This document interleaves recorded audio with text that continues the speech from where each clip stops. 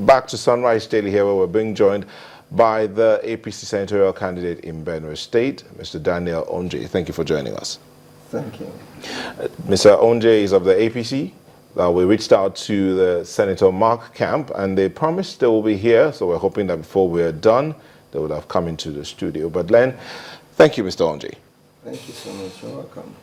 In the course of this last few weeks, you've heard some news about possible rerun of the elections in Benue State, in your senatorial district. Yes. What was your reaction? Well, it was highly expected that the March 28th Benue South Senatorial District election was nullified because the election was shrouded and marred by various degree of irregularities and non-compliance with the Electoral Act. Well, so you're in total agreement with the ruling of the tribunal? Yes, I'm in total agreement. In fact, that the prayers which was granted was my alternative prayer. The first prayer I put forward before the tribunal was to be declared outrightly. But I will explain in the course of this program why I resorted to nullification.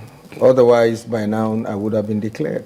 Okay. Senator Mark has said even if he goes to the polls 100 times, he's sure he will emerge winner. What do you make of this? Well, that boasting by David Mark is highly symbolic of the battle, because when we started initially, we made it very clear to people that it was a battle of David and Goliath, a replica of the historic battle of David and Goliath. And why I say symbolic is because he needed to boast so that he can assume the status of a Goliath. What was very remarkable about the battle of David and Goliath is not just about the size of Goliath, because he also boasted. And I'm glad he did, because he has attracted so much attention, world attention to the election, watching to see if indeed he will actually, win 100 times. It's either his agents in the field who manipulated the process for him to be declared in the first place, or his lawyers who were involved in the case are not telling him the truth, or he is just merely embarking on a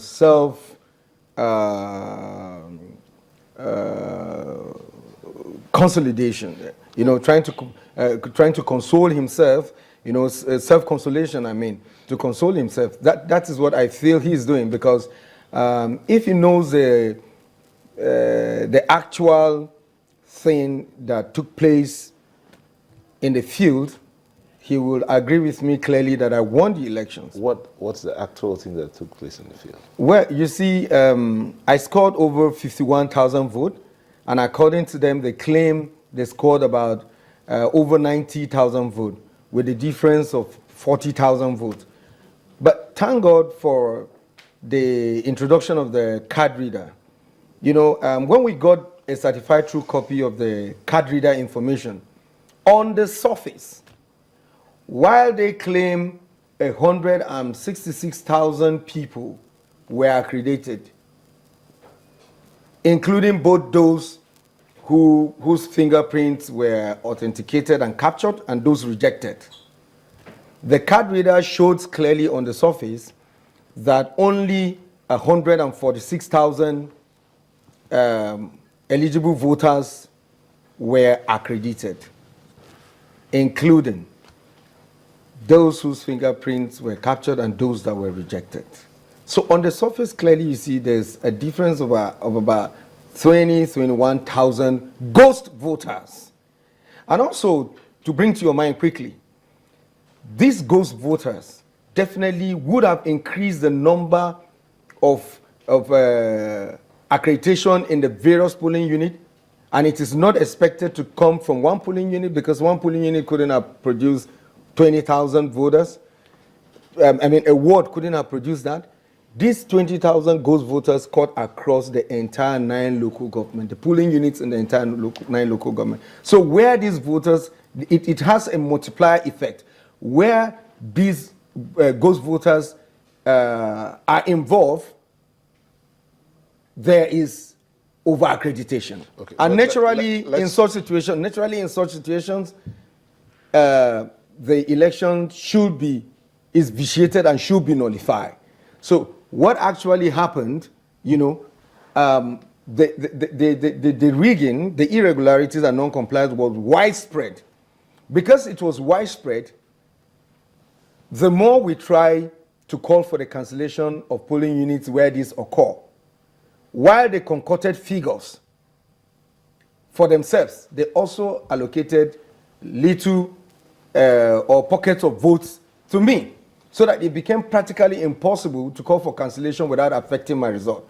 So we saw that after the inspection of the INEC materials, we realized that as we called for the cancellation of this polling unit, it was also affecting our votes. Each of the polling unit we called for cancellation, it was affecting our vote and pulling our votes down.